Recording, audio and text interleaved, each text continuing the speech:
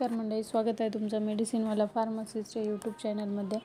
आज आपण बघणार आहोत फ्लेक्झॉन टॅब्लेट। ही टॅब्लेट कोणी, कशी व केव्हा घ्यायची ते आपण या व्हिडिओमध्ये डिटेलमध्ये बघूया।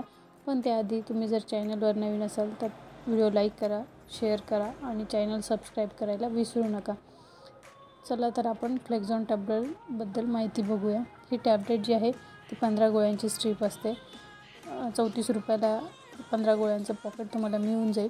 कुठल्याही मेडिकलला भेटून जाते अशी ही टॅब्लेट आहे। अरिस्टो कंपनीची ही टॅब्लेट आहे।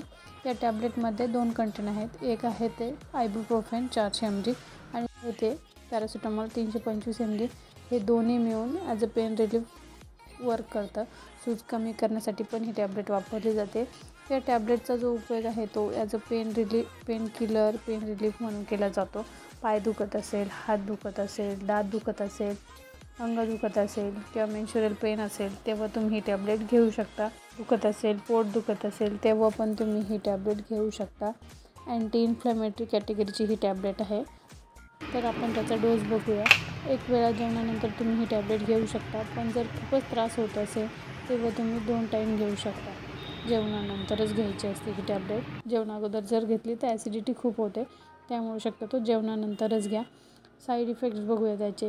कुणाकुणाला काय होऊ शकतं, झोप येऊ शकते, उलटी होऊ शकते, मळमळ होऊ शकते, कुणाचं पोट दुखू शकतं। असं जर होत असेल तर तुम्ही डॉक्टरला दाखवू शकता। व्हिडिओ आवडला असेल तर लाईक करा, चॅनल सबस्क्राईब करायला विसरू नका।